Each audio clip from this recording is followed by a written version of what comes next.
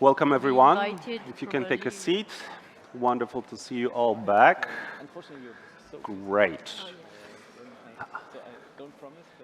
We're going to go ahead and start. My name is Michał Baranowski. I'm a managing director of GMF East, head of the Warsaw office as well, and I have a great pleasure to have a fantastic panelists with me to discuss the new defense industry. You have their bios. I'm not going to go into big details of everyone's background. I will just briefly introduce them as we speak. And the defense industry, the future of defense industry has been already discussed at this conference at the very beginning. It's clearly a critical issue for us to stand up really what in the end has to be probably a war economy, given that our challengers both in the East, Russia, in Iran and the Middle East, and eventually also China, are standing up their defense industry, and especially with Russia, turning into a war economy. They are modernizing, they are reconstituting their forces faster than we expected. Therefore, it's key that we both speed up, so that will be about our capacities, but also advance in our technological development, perhaps also learn from our Ukrainian brothers and sisters who have been incredibly innovative in the way that they've been persecuting the war against Russia. So these are some of the topics we're gonna discuss. I look forward also to conversation with all of you. We have wonderful participants, panelists, and all of your voices. So we'll turn into conversation as well. But to kick us off, I want to turn to a good friend, not to say an old friend, because we are also young, Camille Grand, Distinguished Policy Fellow at ECFR, also both someone with a background in think tanks, ECFR, earlier in Paris, but also at NATO as Assistant Secretary General. So Camille, I want to turn to you with this opening question. Are we really in war economy? Are we doing enough? And perhaps why not? Over to you. So you're suggesting that you already know the answer. Perhaps but not. First of all, it's really great to be here, and thank you very much to the organizers and the Latvian colleagues for having me. It's really nice to be back in Riga in a new capacity. I mean, this theme of war economy is obviously a big challenge. It has been used. I think in Europe, President Macron was the first one to use it as early as June 22. And I mean, to be honest, we're not quite there yet. If you define war economy as World War II economy, when you decide that your private cars are reassigned to the armed forces, that we stop producing civilian airplanes to produce jet fighters and things like that. So, and probably we don't want to go there anyways. But having said this, I think there is a real need to move into a different mindset. Industries in Europe have been very focused on delivering high-end capacity in very small numbers. When we need more mass, more ability to ramp up production. We've been discussing quite in great details the issue of ammunition as an example. And this is a sort of tricky situation where the defense planning was all about contingencies we didn't require mass numbers. And this is something which is, of course, very complicated. When we were sending our troops to Afghanistan, all of us, you could assume that if you needed a ramp up in a specific category of weapons, you would do it over a few months and that would do the trick. Here we are in a different environment that is much more demanding, and obviously we are not quite where we should be in my view. Having said this, I think it's fair also to recognize that the glass is somewhat half full. A lot of progress has been made, the ramping up of production, both in the US and in Europe has been quite significant in terms of assistance to Ukraine. The numbers, which of course can be debated at great length, but the numbers of the Kiel Institute in terms of deliveries to Ukraine demonstrate that military assistance, which was overwhelmingly American in the first months of the war, is now pretty evenly shaped, and that even the Europeans are slightly ahead of America, which is very important both in terms of messaging to our American friends, but also in terms of long-term support for Ukraine.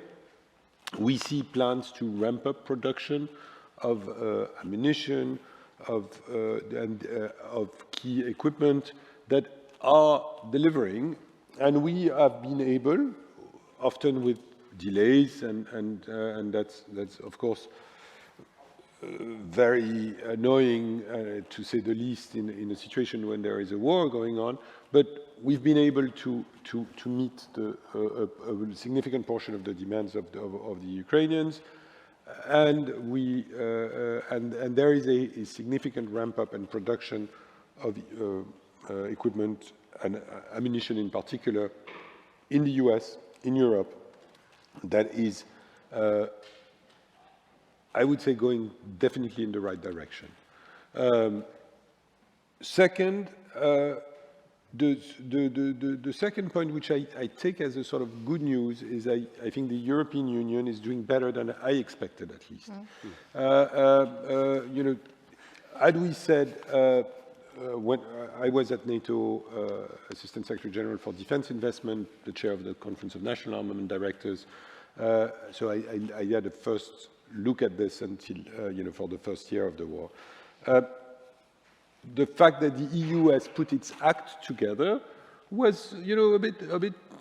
Who would have thought, you know, if in this room we would have had 3 years ago a discussion on is the EU going to pay for weapons delivered to Ukraine?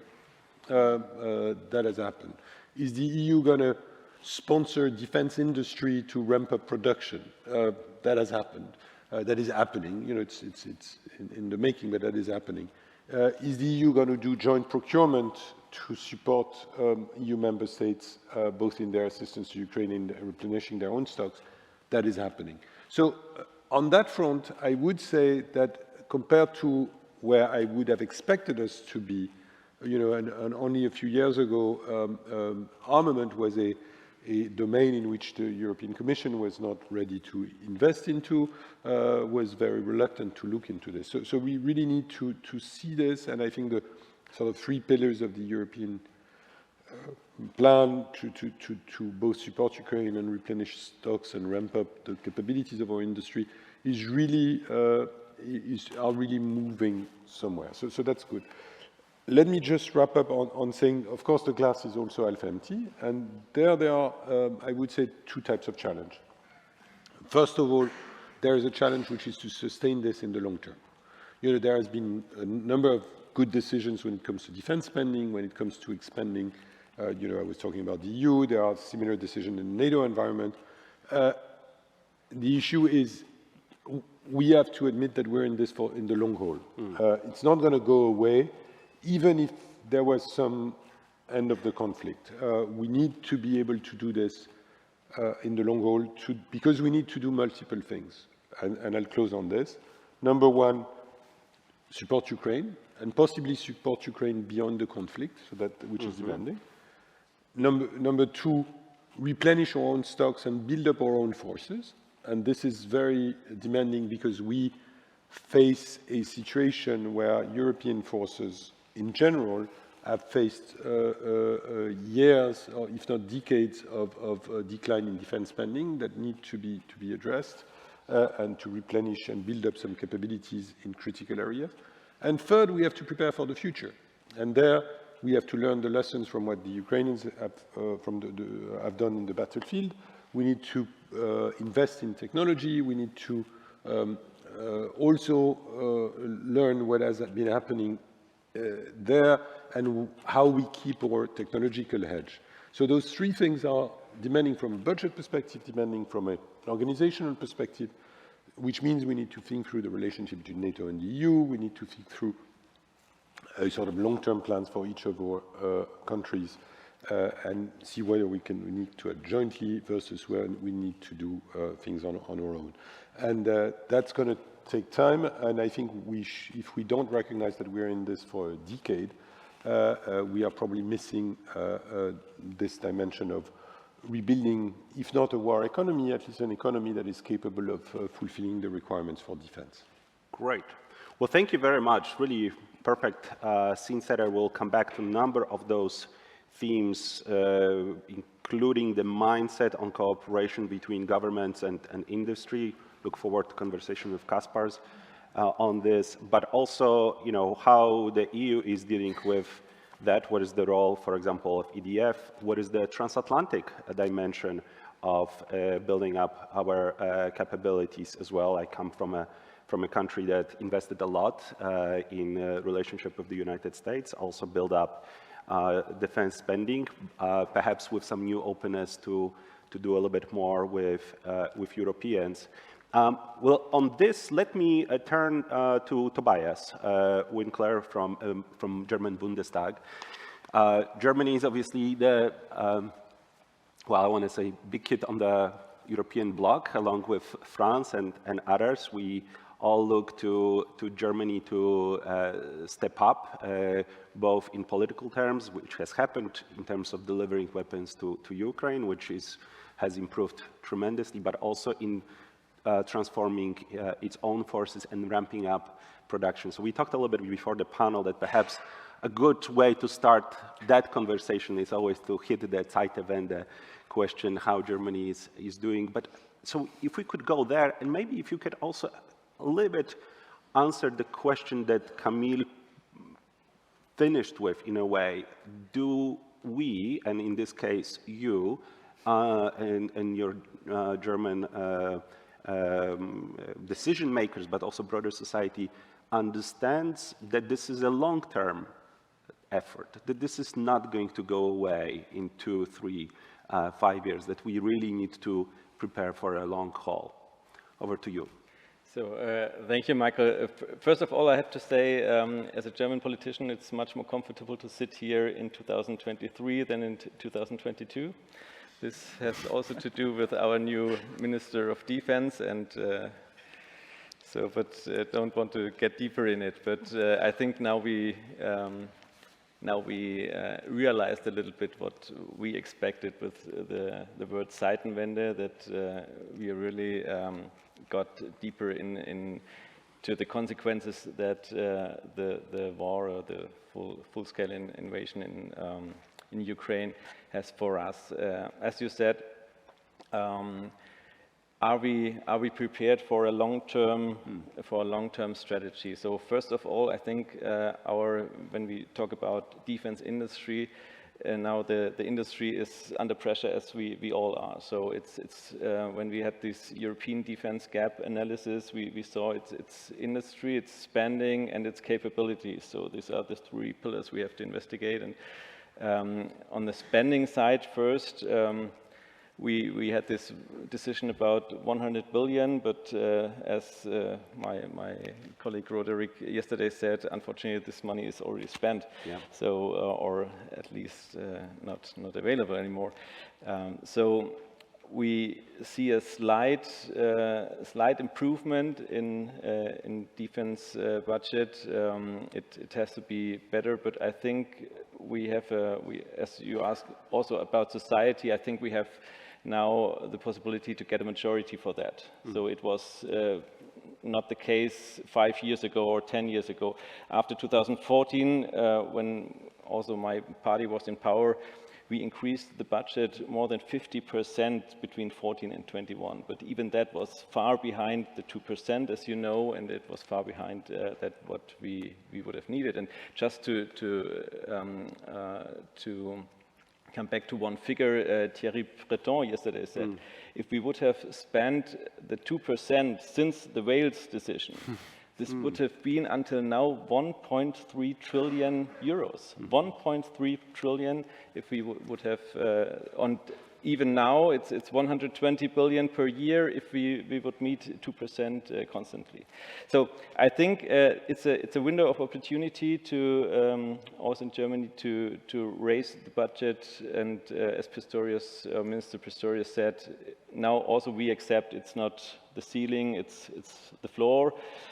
These are only words until now, but we are doing hard and press or put pressure on the government to fulfill this this promise.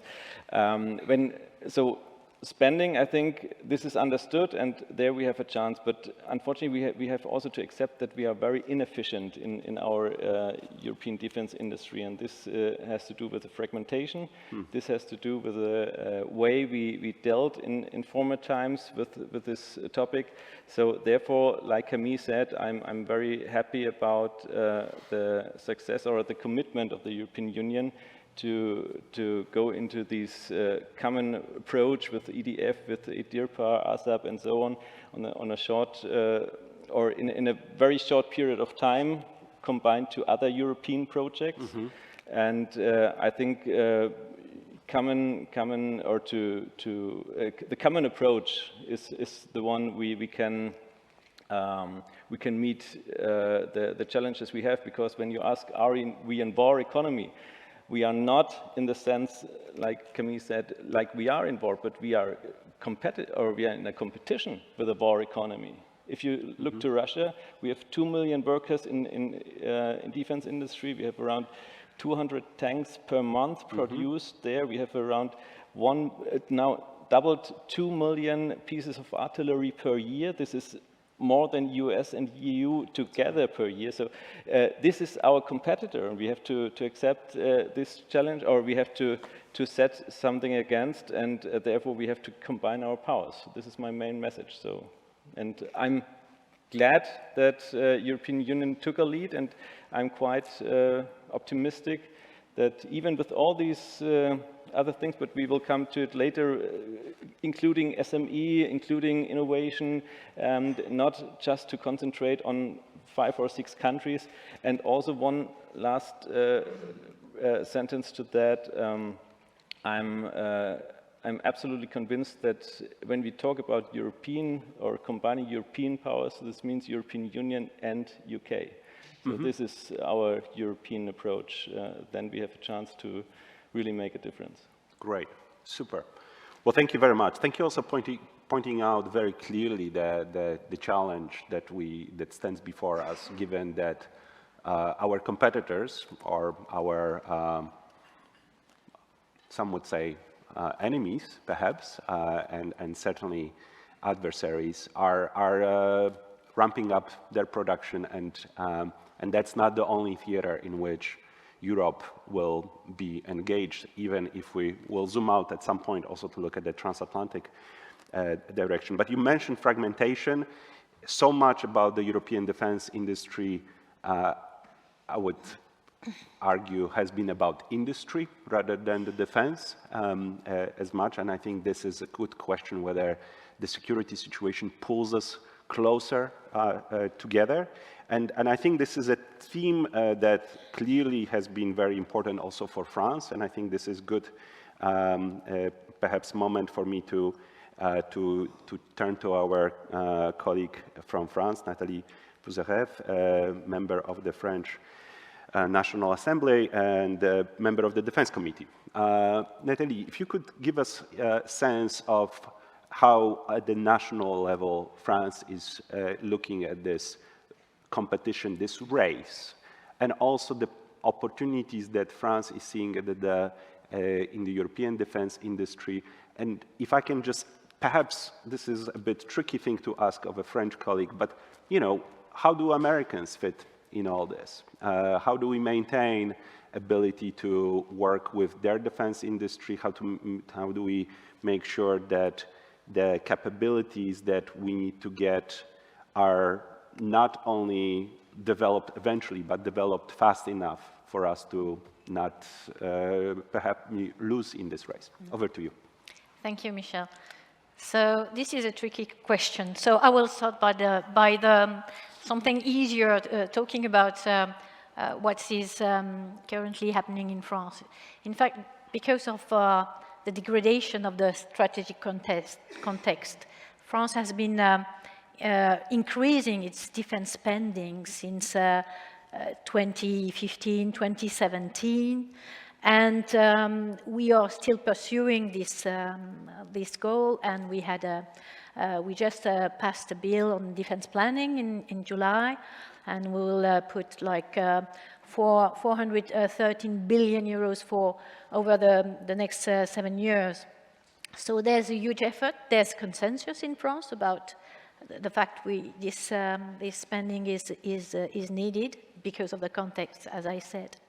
And we are definitely in the trend to achieve the objective of the 2% of GDP. We are not far from it, and it will be done in a few years' time. So we have, but I know, many countries are targeting, Latvia is targeting the 3%, so Poland 4%. So I think there's definitely has been a change of mindset. And in France, even if we say we are going towards a war economy, that's true, I completely share what Camille has said. It's not typically war economy as it was said during the Second World War conflict. So we have set up special task force. In fact, it's the General Defense Agency, or on the National Procurement Agency, that has gathered all the industrialists, asking them how to ramp up their production capability. So there's a method there. There's the need to give them, to the industrial sector, to give them visibility.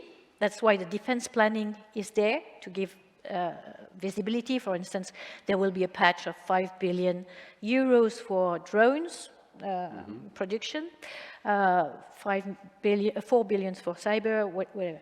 So first, give visibility to the defense sector. Then we have to secure procurement.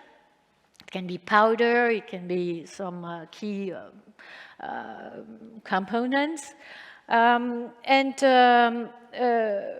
We have also tackled the issue that human resources are key.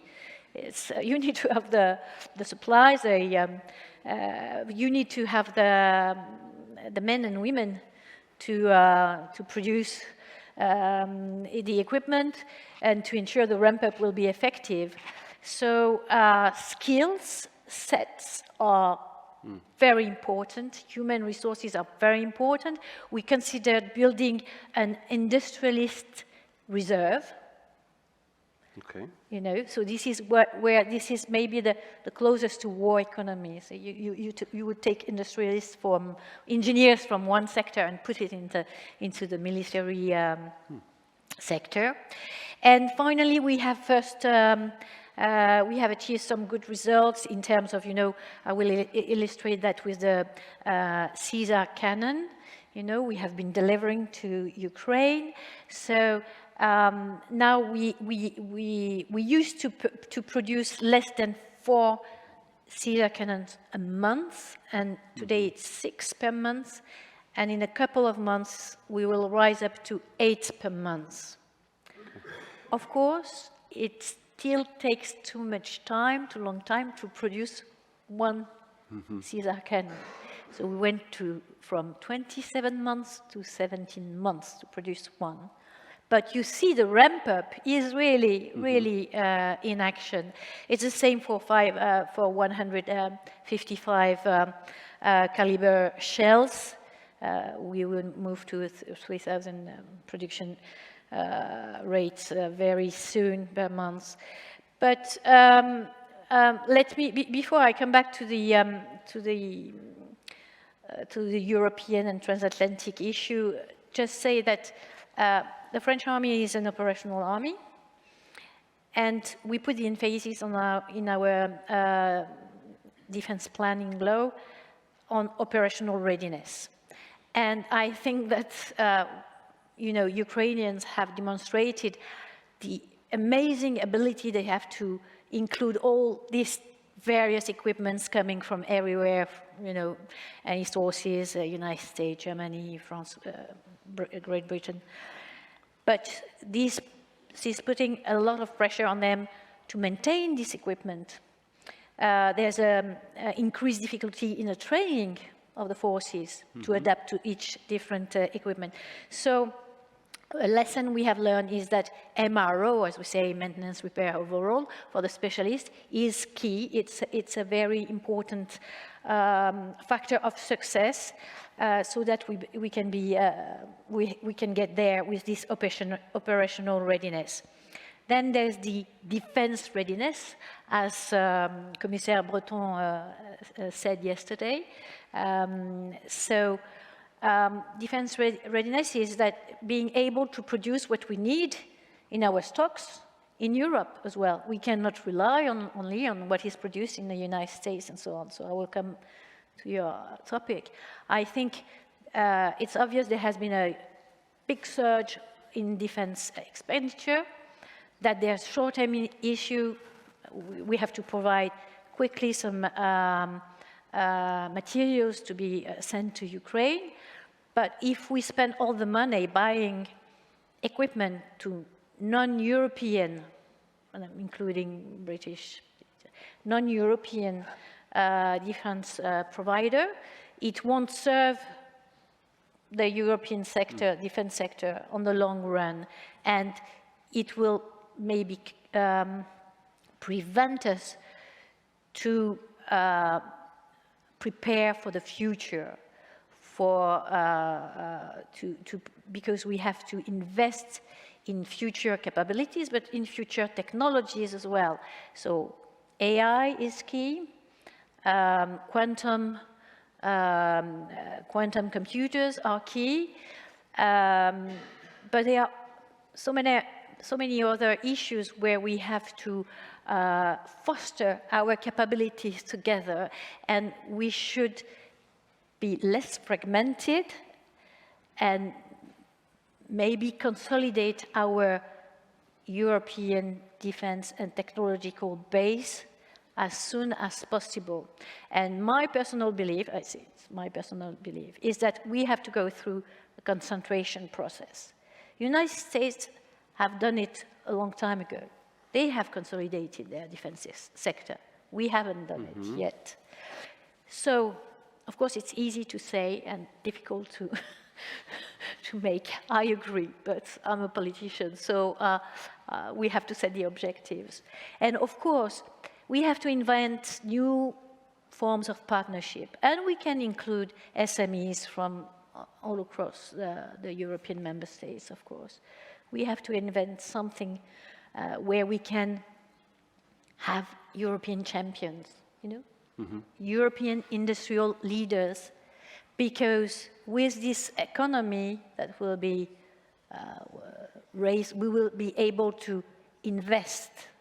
It will be profitable for our industrial sector. It will be profitable for our people if we invest in our skills, in our personnel. And as I said, it's not only a matter of building weapons. It's about the skills we want to maintain in Europe. It's for the next generation, and this is very much my responsibility with that respect. Super. Thank you very much.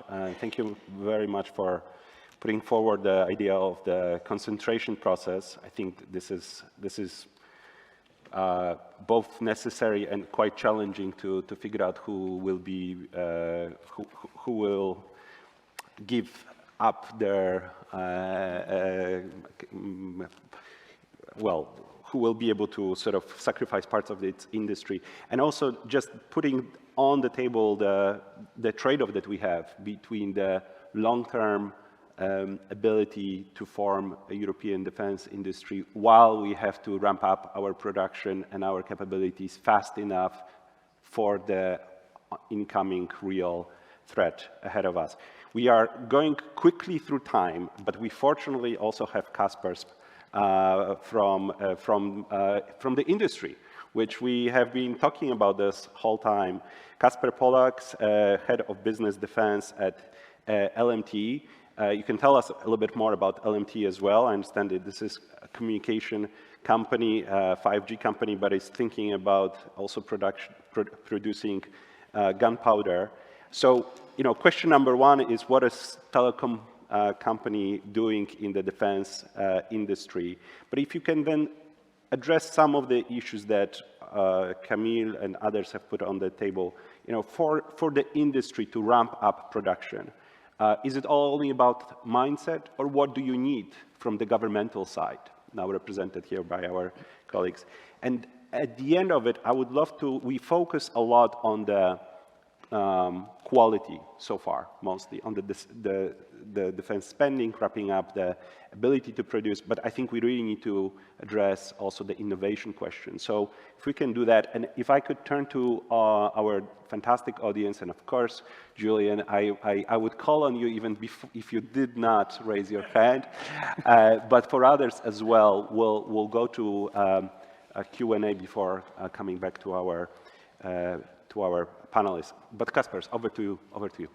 Thank you. Good afternoon and welcome to Riga. And unfortunately, that's the new reality of Latvia. And thanks to our nasty neighbor, we have that the mobile telecommunication operator has to actually identify ourselves as a defense industry. And but there are a couple of components in it.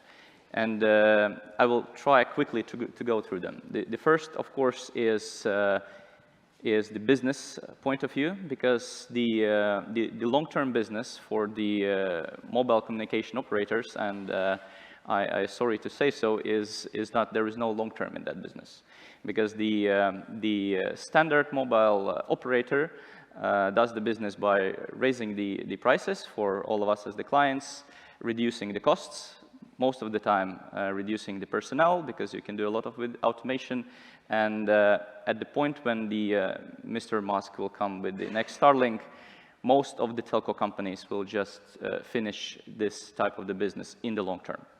So we didn't want to be such a company, and therefore around 6 years ago, the leadership of the company, we established so-called innovation verticals at that time.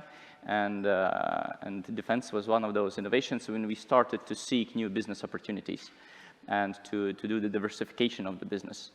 And at this point, because of the, let's say, attention to the defense industry in general, defense business at LMT is the separate business division. And we are doing a lot of different things, starting from software development for our military and foreign partners. We are working on the development of the hardware design and engineering capability. We are doing, of course, communications. We are building industrial partnerships. And yes, we have thought at some point about the powder production as well. The second point is the capabilities of the telco operator, which are actually significant to the national defense. And we have seen that from the NATO perspective, from the military perspective, as a problem during last 10, 15 years, especially in Iraq and Afghanistan, when our opponents started to use against us intensively commercial off-the-shelf technologies, including communications. That was a huge problem in Afghanistan. And what we see now in Ukraine, telco operator, trusted telco operator, which was not the case in Ukraine in 2014 and caused a lot of problems. Trusted telco operator is actually a capability to the national defense. And the applications are extremely different. We can do alternative communications for the people defending the country. We can do a lot of ensuring the resilience and communications for the civilian population in times of crisis. We can do deployment of the sensors in the infrastructure, because in such a small country as Latvia, LMT alone, because we have two other telco operators, LMT alone, we are operating 1,500 base stations. You can do a hell of a job with using that infrastructure. And in Ukraine now, during this week, we had the event 5G Territory, and we had the Ukrainian telco industry visiting us. So they are fighting the war together with their war fighters on the front line by maintaining the infrastructure, repairing the destroyed one, and monitoring the situation in general. And the last but not the least, so the problem in Latvia, I guess, and I think a lot of you will agree with us, is that during every elections, we have done very good job by reducing the number of professionals in the governmental sector. The only thing we have done, we have voted for the people who are kind of loud, and we have systematically reduced the level of the professionals on the governmental sector. And now we are at the situation when the government, even with the extreme will and actually the operational need now to develop defense industry in Latvia, government needs partners and needs partners on the corporate side. And LMT, we are actually a group of the companies. We are not only one company, we are doing a lot of different things. And the leadership, management, and the whole mindset in the company is prepared for the large, including industrial projects. And that's why, that's logical, why LMT has been one of the partners and proud supporter of the Ministry of Defense when we were discussing the question of ramping up the production and establishing the production of the projectiles, gunpowder, 155 ammunition, you name it. It's absolutely logical that we are on board. And last but not the least, what we do at LMT, we are trying to look at our current capabilities, which are not only telco. A very good example is electronic equipment maintenance. That's, again, not a very widely known fact about us, that one of our subsidiaries runs the largest in the Baltics electronic equipment maintenance service. So you can do a lot with that capability, with those quality of standards which are already in place, to transfer it and do the AMERO, for example, of the military electronic equipment. So that is the sort of our direction into the defense industry. Great, super. Thank you very much. And you have a big responsibility as being the only representative of the industry on the panel. So thanks for making your case as well. I really want to open it up, our discussion. We have 21 minutes. We have a number of good questions online. Catch my eye, wonderful. I have, great. So I will pick and choose a little bit. Julian gets the first question because he was first and he's Julian. My challenge is to Madame Kuzirev and your definition of European. I come from a country with the biggest defence budget in Europe, with the biggest defence investment budget, with the biggest defence R&D budget. Well, from what I heard from you, you wish to exclude the UK from consolidation efforts. Did I mishear? No. Because I'm also getting lots of messages from our French colleagues in Paris that you want to come closer to the UK. So a clarification of how France sees the UK-French defence industrial relationship would be much appreciated. Thank Wonderful. We'll take a couple questions. This is a very clear question. And thank you also, Julian, for pointing it to specific panelists. And if I could have Madame in the third, whatever. Thank you. Speaking about the fact that we need to talk not only about defense. Sorry, could you briefly introduce yourself? Yes, my name is Antonia Pup and I work for the Romanian Parliament. Speaking of the fact that we need to talk about not only of the defense spending and the equipment spending, but also about innovation, I think that the dialogue with the private sector and especially with the startups is very important. And we know that NATO has now introduced 2 new tools to make this dialogue swifter. We talk about the Diana Accelerator and the NATO Innovation Fund. I would really be curious to see the opinion of the panelists regarding how we can move on, not only on our own, but as a transatlantic alliance with the main innovators on the market right now. Thank you. Wonderful. Perhaps that's the question that I would ask Camille to address. And for the third one, if we can go to Minister here. And then catch my, if you can really wave. I see Ian. Okay, great. Jose. Hello, former Defense and Foreign Minister of Latvia. Well, question and a slight comment. Well, first of all, it's understandable that we have a very huge challenge as far as our production lines in whole Europe, because basically we are missing everything. And it is, of course, nice if we can produce Canon in 17 months instead of 27 months. But if we are looking what is happening with production line capacities in such countries as Russia, countries like China, then basically we are years behind at this moment. Now, obviously, we have to look how can we speed this up. And there is one way we can do it by cooperation among the nation states, which in my view is actually, and here I will mirror a little bit Julian, we are missing that because a number of countries simply do not have kind of a tradition to have, for instance, government-to-government projects, for instance, Germany. Finland had it, but it's a very good example. Secondly, if we are, as you mentioned in a panel, we need also to consolidate. It's not a bad thing to consolidate military industry, but we first have to build it up. And if we look to the regions like our region, then we have a number of our smaller and also larger companies, which first of all are looking for the partners. Secondly, they are missing sometimes finances, for instance, ammunition industry, because neither us nor you, nobody have actually ammunition factories anymore in this continent.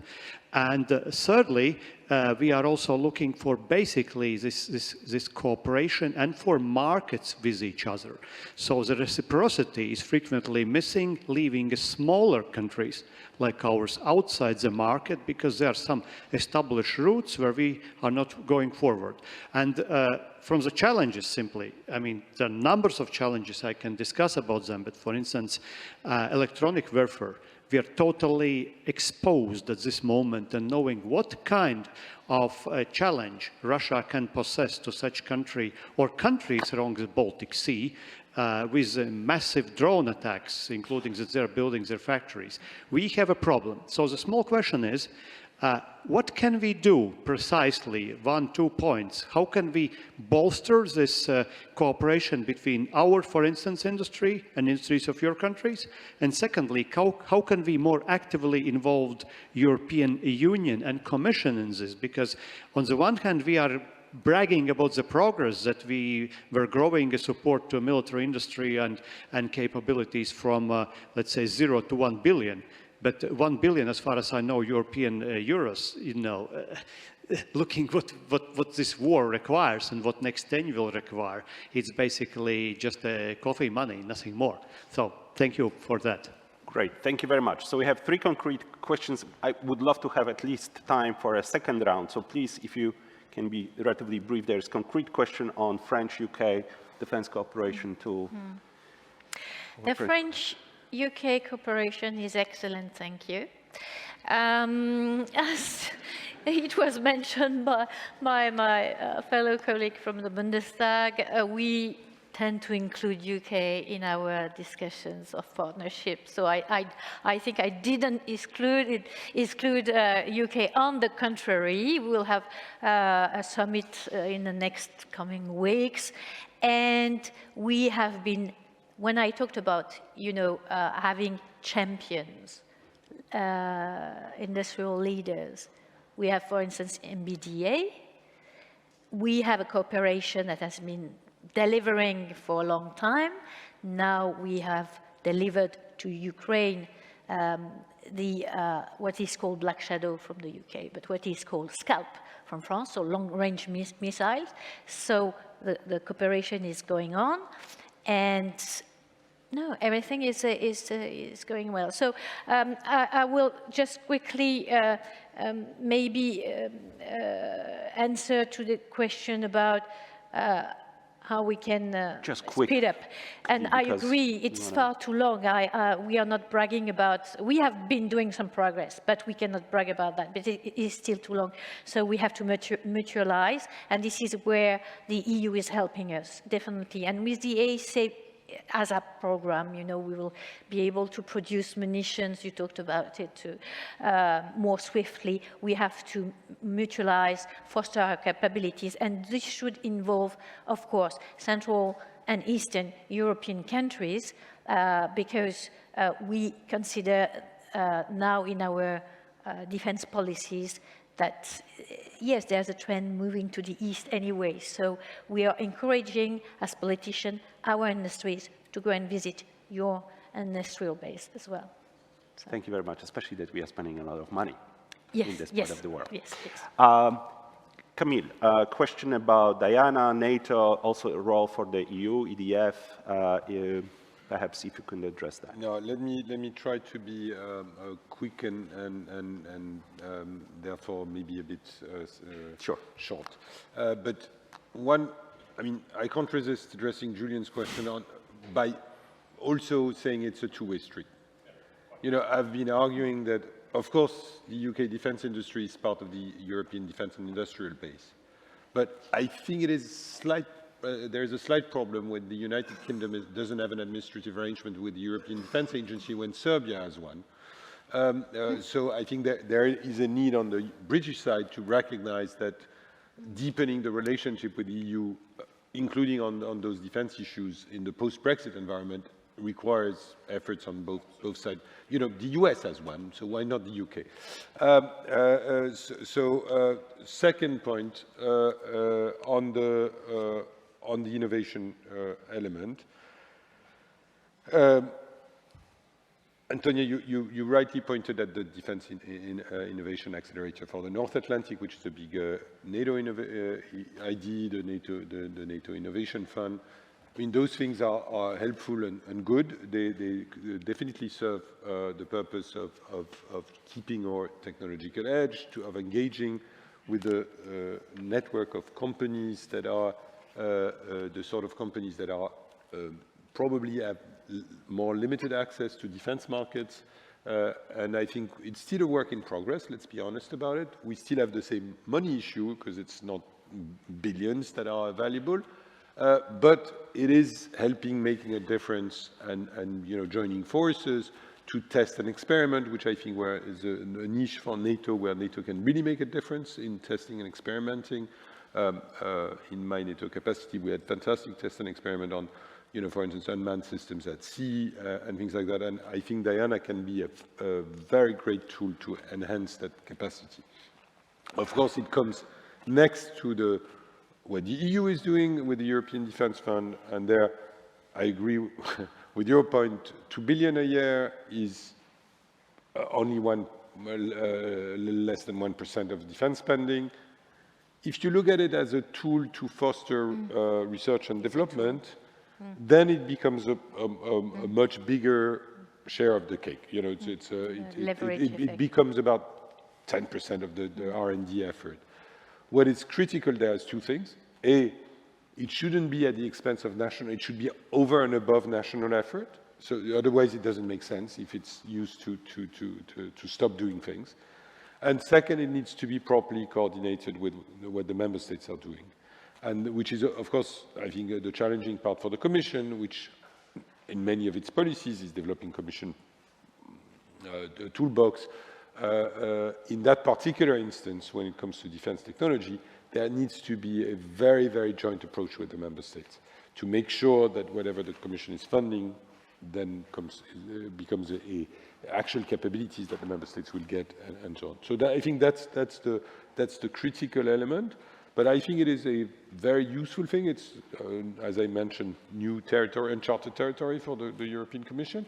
But I think it's, as Thierry Breton said yesterday, it's really going into this. And I think the issue is now to demonstrate that it can actually make a difference by delivering actual capabilities, or laying the ground for actual capabilities, or when it comes to ASAP and all of these things to enable actual deliveries at a much faster pace. Great. Kaspers. Yeah, thank you. Just wanted to elaborate on and answer the question of the Mr. Minister about what we can do. And I think the first thing is the change of the mindset on a lot of definitions we are using. And one of those are very popular, of course, security of supply.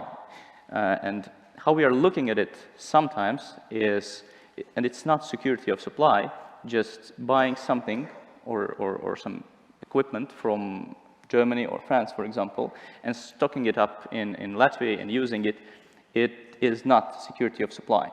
And we have to think much regionally on this question, and we have to really engage partners in Latvia, partners in Estonia, Lithuania, and other countries to manufacture things by large vendors, manufacturing them, including the capacity of Latvian industry. Because what usually people from the large companies, when coming to Latvia, what they realize is that we are not just some remote area on the border of Mordor. We are actually very capable ones. We are capable in the metal industry, we are capable in technologies, we are leading the 5G story, and a lot of other success stories. We are building armored personnel carriers together with the Finns, for example, and for the Finns. So that's kind of very important to change that mindset, because at the end of the day, that will be good for everybody, because building the equipment somewhere remotely from the, let's say, honestly, front line of the NATO will not enhance the MRO capabilities here, because you need the repair hubs, you need the stock of the equipment, stock of the repair parts, etc. And with regards to the innovation efforts, EDF is fantastic. I totally agree with you. We are in 5 or 6 projects at the moment, and that's the way how we started to build our our, let's say, partnerships with the big vendors. Because I personally know, and I'm known for the people in Kongsberg, in Saab, in Thales, in Rheinmetall. So it serves the purpose. Same with Diana, but we are so slow. We are extremely slow. And as an example, I will just tell you, we are at the moment with one of the leading companies on the autonomous systems in the region. We are setting up the proposal for the next EDF call, and we will start the project in 2026. 2026.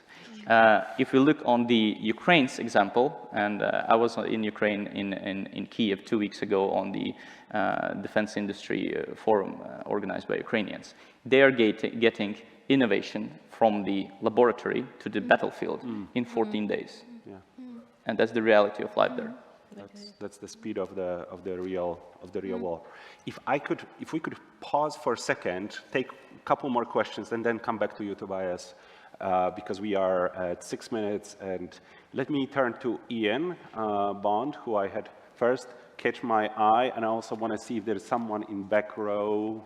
I see, sir. See you, sir. Anybody? Okay, here, Ian Bond. Right, absolutely. Sorry. Please introduce yourself to people that might not know you as well. Ian Bond from the Centre for European Reform. So actually, it's good that you haven't turned to Tobias yet, because it was to him that I wanted to ask this question. It's the mindset question. So, you know, we heard a lot about the Titan vendor. But at the same time, in an EU context, Germany, probably more than any other country, is insisting on putting the Stability and Growth Pact back in place, pressing down on national budget deficits and so on. Isn't it time, actually, that we started to agree with Vladimir Putin that there is a war in Europe and that we need to be competing in it? And doesn't that mean, actually, that Germany has to, you know, take defense out of this constant preoccupation with austerity? Because otherwise, if you keep telling every other European country, you have to reduce your budget deficit by a certain percentage every year, then we are never going to be able to find the defense budgets that we need in order to arm ourselves to be able to resist what's going on in Russia. Wonderful. If you could pass the mic right back to the, just behind you. And then we'll go to the... Thank you, Mr. Chairman. My name is Toms Baumans. I'm former chairman of Latvian Transatlantic Organization. My question is kind of simple one. How to get this thing done? We complain about this and that and time and Russia and war. What about European Union adopting directive that everybody spends 2% on defense by year next or 2030, and then you have money, you have time scope, and let's the whole thing done. Thank you. Thank you very much. And last question on the right side, the gentleman will wave his, yeah, there you go.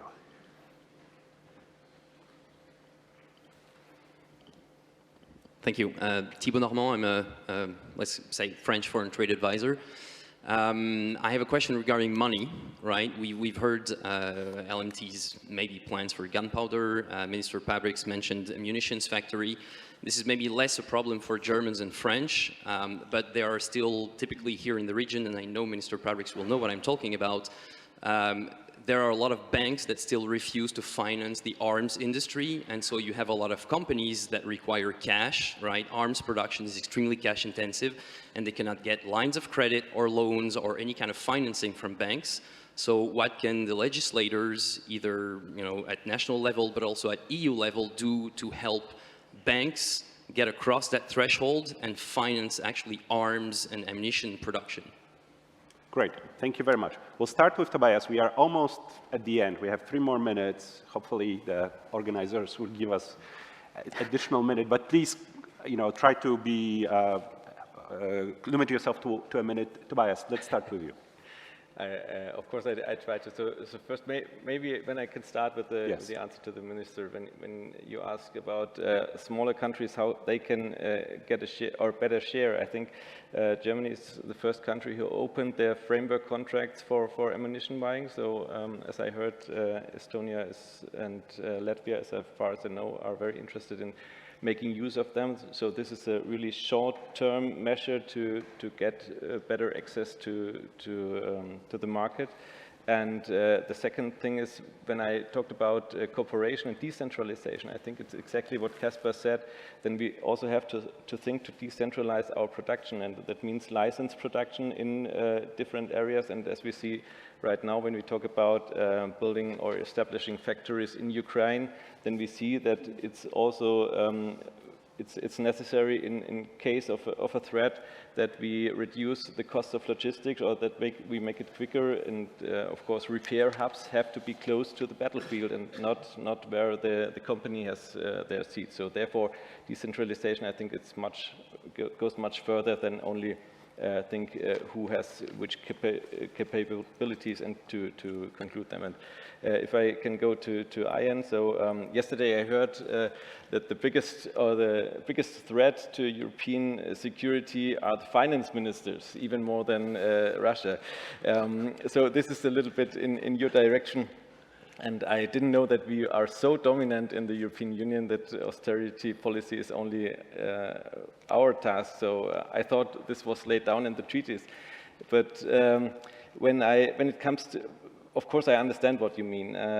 So we have the same discussion in Germany, and if it's about priorities, why it's spent to defense budget. I think, first of all, financial stability is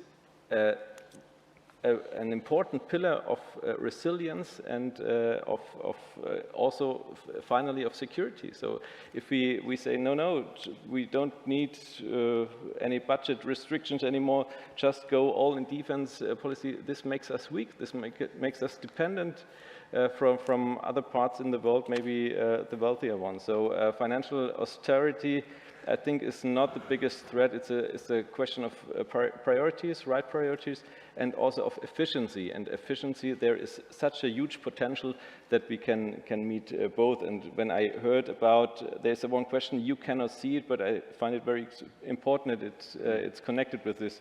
How can we say, or how can we have budget restrictions in comparison with expenditure to R&D? And when we see that the United States efforts in R&D are 7 times higher than the whole European Union, I would say, or my answer would be, and as you said, this cannot be from the defense budget, but R&D always helps all sectors of industry. This is R&D for defense industry. Also, this is not excluded, and we talk about modern systems, high tech, about autonomous systems, and so this is also make use for our future of industry and for our competitiveness. So this should not be exclusive seen for defense, but of course it's necessary, and therefore we also can get some money for that and keep to our promises in our treaties. Wonderful. We're going to do a lightning round because we are out of time, and I will assign the questions if I can. There was a question about financing, Kaspers, on that. Can you just address that? If we take the Latvia's case, that's exactly the role of LMT.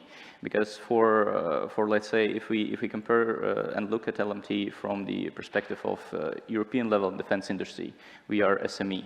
In Latvia, we are one of the 10 largest companies in the country. And that's exactly the role of LMT, because I absolutely agree with you, that's the largest threat and problem we have had in Latvia with our munition manufacturers, that banks are just not financing them. And that's why you need a large corporate partner with the first, of course, corporate management capabilities, but with the cash. Great. Natalie, there was a question whether we can legislate at the European level 2%. Maybe you could address that within really a minute, yeah. if we could. Europe increasingly needs to take the responsibility for its own security, definitely. But I think it will remain in the hands of the willing and capable, as usual, you know. So we are ready, as I said, to go to up to 2%. Some countries are for 3–4%. I don't think we can legislate on that, but that's my personal thinking, because we need unanimity, you know, at the European level. But with the willing and capable, we are able to form new kind of cooperation and move forward a bit quicker. And about taxonomy, I think all the countries represented here should advocate at the EU level to get rid of some norms or standards that are a nuisance for our defense industry and for our technology and for our future. And we need to level at the EU level, at the corporate level of banks, and at the local level of the banks. Because in France, we have seen that at the local banking system, this is where they over-interpret the rules. And so our SMEs are put at risk because of this too strict implementation of the rules. Sorry. Thank you very much. Camille, you are closing the discussion. So points that you want to raise within a last minute. Two 30 seconds each. Number one, on the issue of 2%, I always stress the Cold War average for NATO countries was more in the realm of 3%, and those were very prosperous years. So the notion that 2% is out of reach, it's difficult, it's impossible, is absurd. 2% is not at all a war economy. It is a reasonable defense effort that is within reach of every single economy. In my NATO years, I did face countries that actually argued with me, and that was not Germany, that they were too wealthy to be at 2%, which was, I thought, slightly embarrassing, honestly. I think there is a change of opinion. I think it's good that the EU endorsed the NATO objective sets in 2014. So now we see it more and more in the EU documents as well. I don't know whether it's worthwhile to put it in legislation, but it really needs to be a sort of a minimum effort that is that needs to be sustained over time, and I stress that part as well. Second, on the issue of these banking loans, let me just support very much what Natalia just said.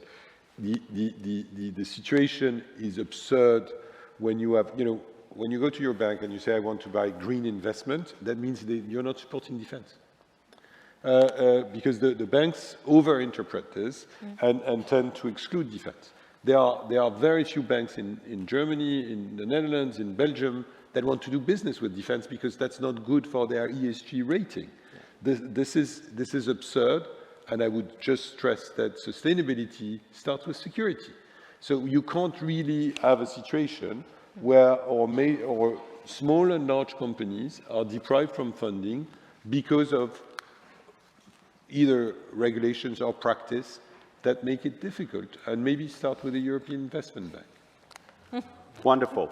Well, this was quite I learned a lot from this discussion. I hope you did as well. We touched on both challenges like the financing, the concentration of the defense industry, and I think we are coming out with a pretty clear homework for all of us to be done. And perhaps still, in my mind, there is a question whether we are as clear-minded when it comes to the challenge that is before us, whether we shifted from the business as usual when it comes to developing our defense industry to really the era of geopolitical competition that strikes us very much close to home, especially as we sit here in Riga. Please thank our wonderful panelists.